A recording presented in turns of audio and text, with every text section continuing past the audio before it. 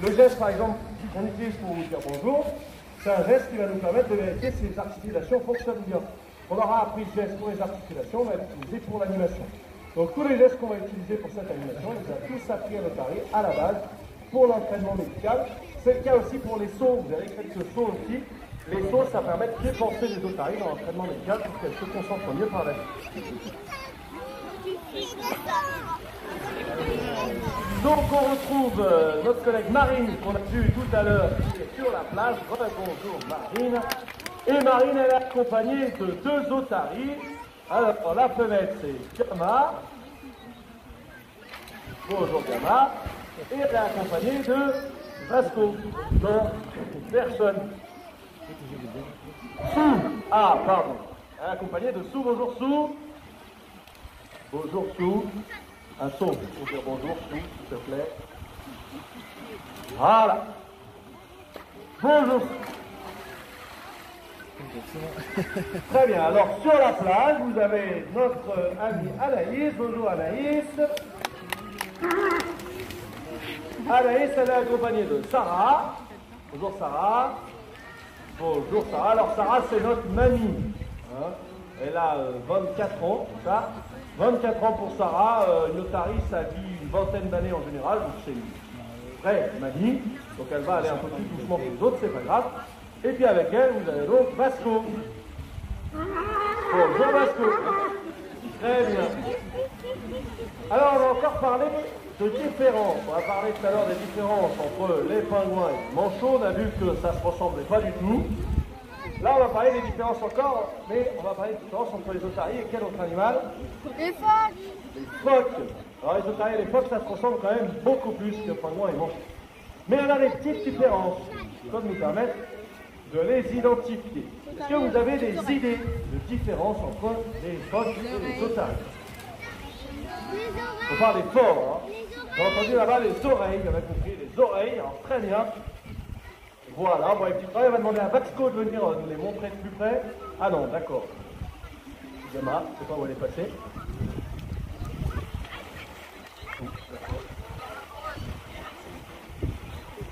Vasco, très bien. Donc si vous regardez de chaque côté de sa tête, Vasco il a deux petites oreilles, des petits pavillons externes, c'est exactement comme nous, c'est du cartilage. Ça permet de mieux concentrer le stimulus. Et Vasco, je suis ici. Voilà.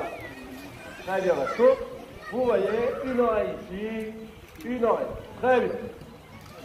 Donc l'otarie, deux petits pavillons externes. Le phoque, il va avoir des oreilles, mais il n'a pas de pavillon externe. Ça veut dire qu'il n'a pas de truc qui dépasse de la tête comme l'otarie. Il a juste des petits poux à cet endroit-là. Très bien, vous pouvez applaudir Vasco quand même. Je vais vous montrer ses oreilles. Gentiment. Très bien, Vasco. Là, les oreilles, l'otarie, les pavillons externes, le phoque, juste des trous. Est-ce que vous avez une idée d'une deuxième différence? Les nageoires. Les nageoires. Les nageoires. Le cri, très bien. Alors en général, on vote juste effectivement le cri. Très bien. Donc le cri, il est un petit peu différent. Alors Vasco, il va revenir du coup. Après, on prendra Gamma, qui fait un mot fort aussi son cri. Très bien, Vasco ici, Vasco, s'il te plaît. Voilà. Donc Vasco, il aime bien chanter. Il va nous faire une démonstration de chant. Attention, Vasco, c'est à toi.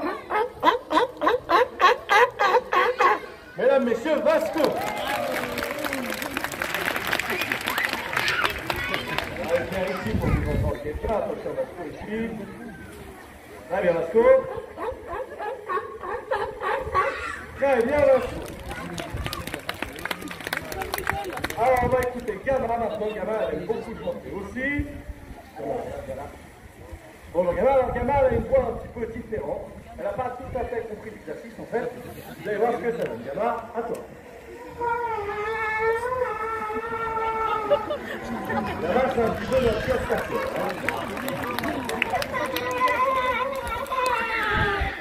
Voilà. Donc Gamma n'a juste pas compris l'exercice. Le cri naturel de l'otarie, c'est celui de Vasco. Gamma, elle crie pareil normalement. Mais du coup, elle a associé l'exercice à juste crier. Du coup, elle crie en continu. C'est bon. Voilà. Mais du coup, c'est pratique, ça nous permet de voir ce que ça donne le cri de l'otarie sous l'eau. Attention, Gamma, c'est la toi. Sous l'eau, Gamma. Ça s'entend en moins bien quand même. Hein. On va le faire ici, tout le monde voit bien ici, Gamma. Ça marche moins, hein. Une dernière fois par là. Très bien, vous pouvez applaudir Gava. On va la renvoyer à Marie. Et voilà, vous avez Sue aussi qui vous fait sa démonstration là-bas. Très bien, vous pouvez applaudir Sue aussi. Hein. Donc l'Otari a créé des comme ça qui s'en font pas très bien sous l'eau. Hein. Le phoque, lui, il a poussé des grognolons. Sur la terre ferme, il faut être à quelques mètres de lui pour les enfants. Par contre, sous l'eau, ça va beaucoup mieux se propager, ça lui permettra de communiquer beaucoup plus facilement sous l'eau. Donc, deuxième différence, très bien, il en reste deux autres. Est-ce que vous avez des idées? Deux autres différences. Les nageoires. Les nageoires, exactement. Alors, elle triche un peu quand même. Hein? Bon, je ne vous ai pas vu. Mais, effectivement, vous voyez qu'elles ont des grandes nageoires. Le phoque, il a des toutes petites nageoires, 20 cm. Ça a changé pas mal de choses. Parce que grâce à ces nageoires, l'Otari, elle va pouvoir nager. Le principe des nageoires. Les nageoires avant, ça va être son petites, les très grandes nageoires. Elle va donc être très rapide dans l'eau. Le phoque, ces petites nageoires avant, c'est juste un gouvernail. Juste pour décider où il va. La propulsion, c'est les nageoires arrière, qui sont assez petites, et qui du coup, on va lui donner une très grande vitesse, une très grande puissance dans l'eau. Donc l'Otari, avec ses grandes nageoires, grande puissance, elle va pouvoir faire des sauts. Elle va pouvoir s'extraire de l'eau. Alors ce qu'elle font là, ça s'appelle du marsouinage. C'est une nage, marsouinage, et c'est la nage la plus rapide des otaries. Ça leur permet de poursuivre les proies et d'échapper à leurs propres prédateurs. Elles atteignent quand même comme ça les 50 km/h. Très rapide pour un animal marin. Donc c'est une nage que vont faire beaucoup d'animaux marins, c'est une capture rapide.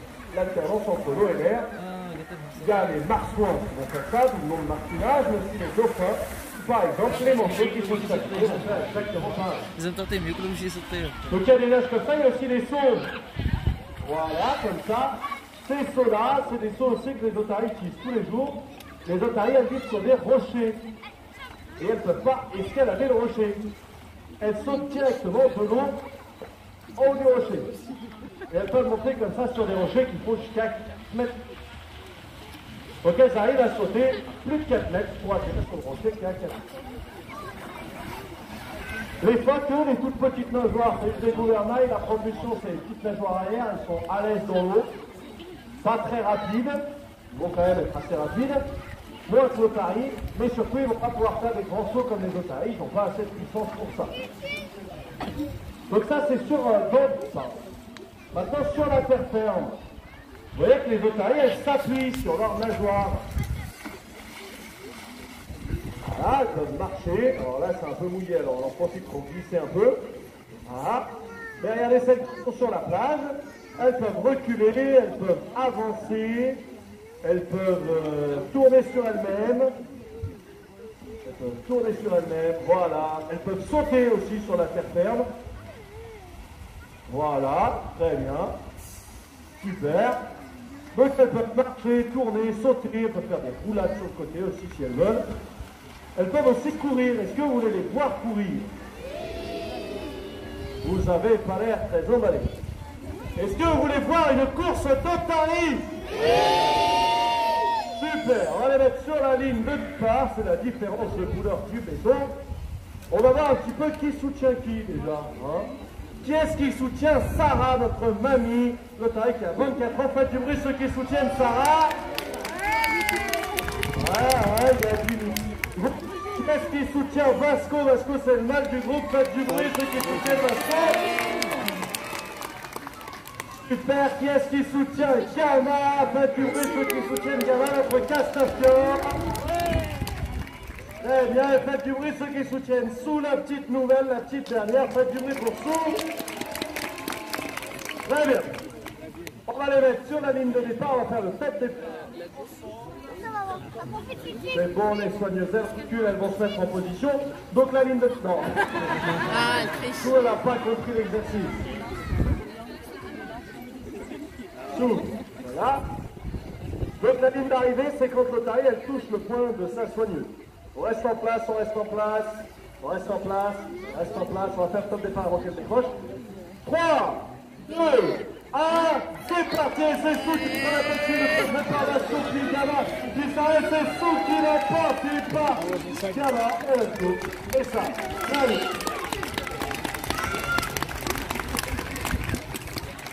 Bon, sans grande surprise, du coup, Sou, c'est la petite jeune. Les autres, c'est l'arrière-grand-mère et les grands-mères. Hein, du coup, elles ont 19 ans. Hein, c'est comme 70 ans chez nous. Du coup, bah, c'est tout est gagné. Mais du coup, vous avez vu quand même que les otaries, elles courent assez vite. Même les mamies, même les mamies, elles sont capables de courir vite. Et ça, grâce à ces grandes nageoires qu'elles ont à l'avance. Ça veut dire que si elles voient un prédateur sur la terre ferme, les otaries, elles sont capables d'échapper à un prédateur à la course. Une otarie en bonne santé, elle court plus vite qu'un humain. Donc du coup, les otaries à l'aise dans l'eau, elles peuvent faire des sauts, elles peuvent nager très vite, elles sont à l'aise sur la terre ferme, elles peuvent marcher, elles peuvent sauter, elles peuvent tourner, elles peuvent courir sur la terre ferme. Les phoques, petites nageoires dans l'eau, on l'a dit, ne sont pas très rapides, ne peuvent pas faire de saut, mais la différence, elle va surtout être sur la terre ferme.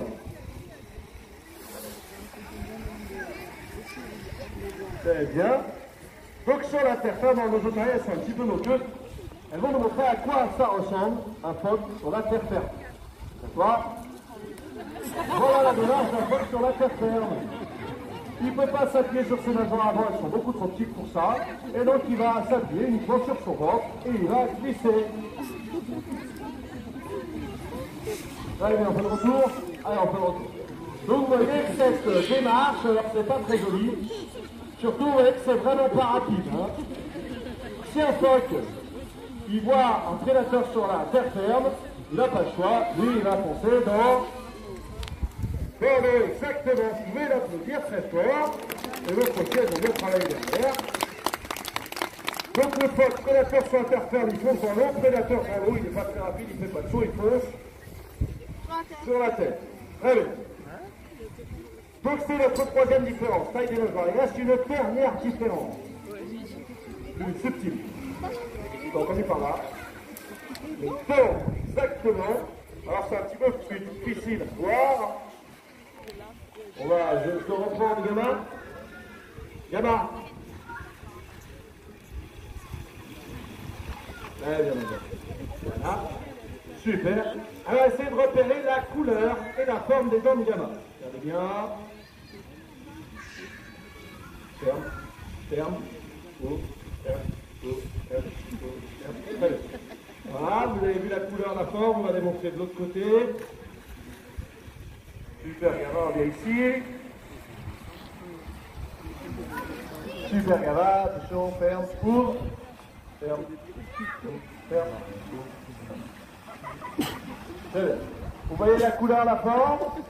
Elles sont quelle couleur ces dents, Gama? Noires, elles sont pointues ou plates? Pointues. Alors, il faut bien regarder, mais effectivement, elles sont pointues, ces dents. Très bien, on peut applaudir Gama, hein, vous voyez qu'elle nous ferme très bien la gueule. On la renvoie là-bas. Donc, des dents noires et pointues.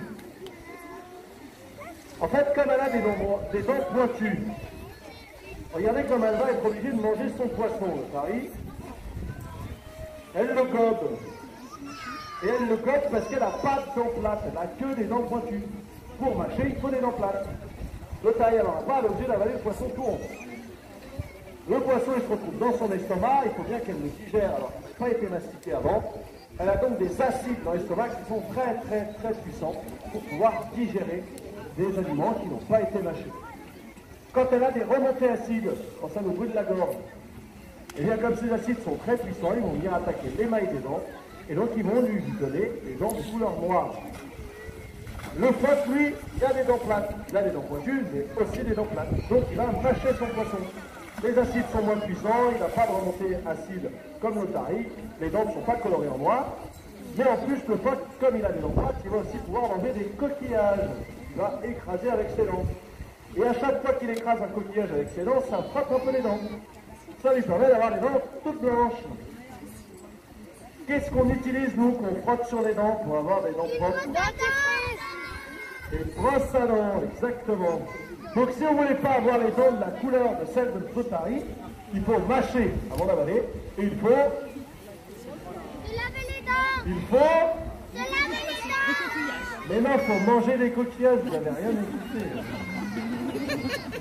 Donc très bien, c'est notre quatrième différence. Vous avez bien retenu toutes les différences, c'est bon?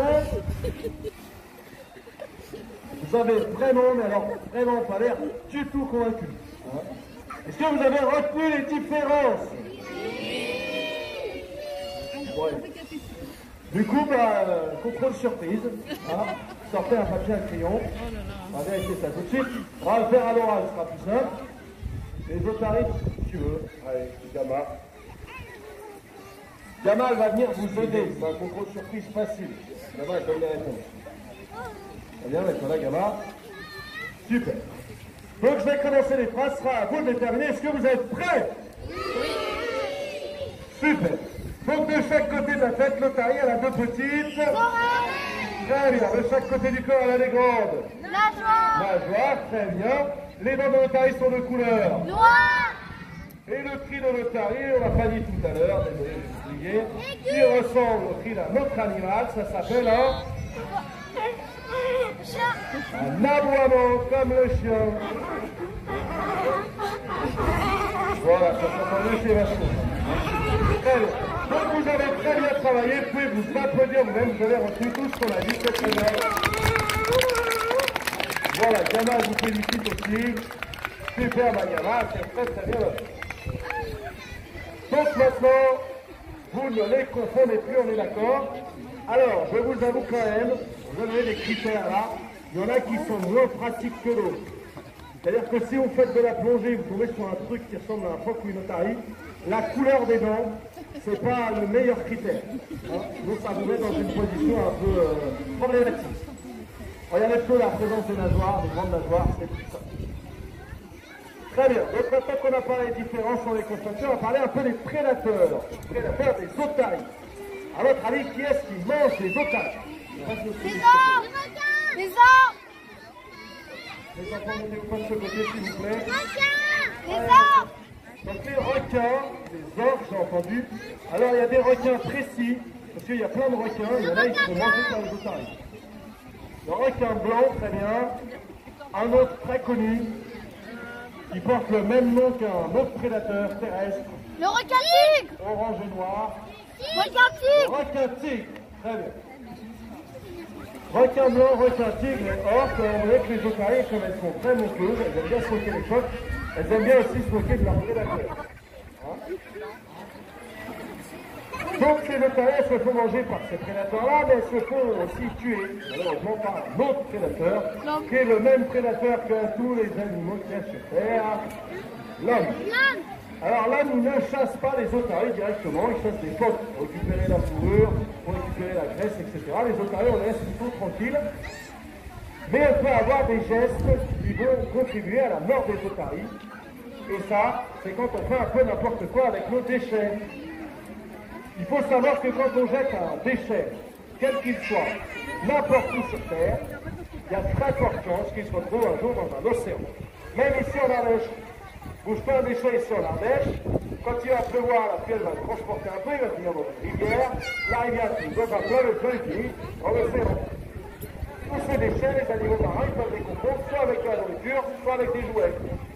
Par exemple, les sacs plastiques qu'on avait partout dans les magasins avant, ces sacs plastiques, pour un animal marin, pur sous l'eau, ça ressemble à une méduse. Les otaries, et aussi les tortues marines ou les dauphins, approchent des méduses.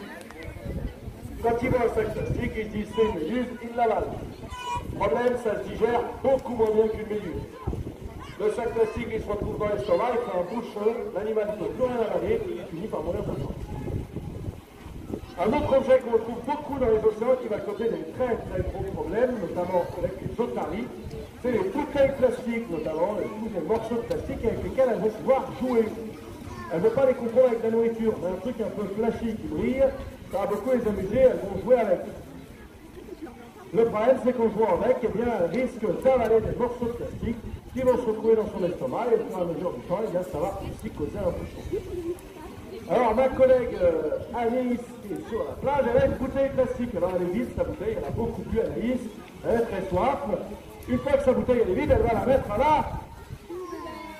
Elle va la mettre à la... poubelle. Anaïs, la la poubelle, elle est là-bas, comment ça? Donc, qu'est-ce que t'as fait de ta bouteille? Alors, vous pouvez la huer, un bout, Anaïs, Anaïs. N'importe quoi, hein. Ouais, c'est ça, n'importe quoi. Alors, heureusement, ici, on a appris à nos otaries à aller chercher les bouteilles sur commande pour la démonstration et à les mettre à la poubelle. Alors, si l'otari, avec un peu d'apprentissage, elle est capable de prendre une bouteille, de la mettre à la poubelle, et en plus de faire le tri, parce qu'elle a mis dans la bonne poubelle, je pense que nous, on peut faire aussi bien qu'une otari. Donc, quand on a des déchets, soit il y a des poubelles à proximité, par exemple en ville, il y a toujours des poubelles à moins de 50 mètres de vous. Et puis s'il n'y a pas de poubelle à proximité, il y a un endroit où vous êtes tous absolument sûrs de trouver une poubelle. C'est où? À la maison. Donc quand on va se promener dans la montagne, dans la campagne, ça, il n'y a pas de poubelle à proximité, on prend le déchet dans la poche, dans un sac, où vous voulez, on les ramène pour les jeter à la maison. Ça évitera qu'il y ait des continents entiers de déchets à la dérive dans les océans. Dans l'océan Pacifique, il y a 6 continents de déchets, dont le plus grand qui fait 10 fois la taille de la France. 10 fois la taille de la France, entièrement couvert de déchets plastiques que tout le monde a jeté un peu partout sur le globe et qui sont trouvés dans cet océan. Les courants marins les ont rassemblés et aujourd'hui ça forme un continent flottant. Tous les animaux qui vivent à proximité de ce continent de plastique finissent tous par mourir facilement dans la mer. Donc si on veut pas que tous les animaux disparaissent à cause de la bêtise humaine, eh bien on fait attention à nos déchets et à bien les mettre à la poubelle plutôt qu'à les jeter par la fenêtre de la voiture ou à les jeter un petit peu n'importe où quand on se promène. Voilà pour notre animation avec les otaries. J'espère que vous aurez apprécié. Vous ne confondrez plus les otaries et les phoques, que vous ne confondrez plus les pingouins et les manchots. Si vous le souhaitez, la prochaine animation sur le parc, c'est à 16h15, dans une demi-heure, au niveau des guépards. Si vous y allez, vous verrez, vous aurez la chance de voir courir les guépards. Donc à 16h15 au niveau des guépards, et puis ensuite, après cette animation, on enchaîne avec tous les campeurs de la passerelle.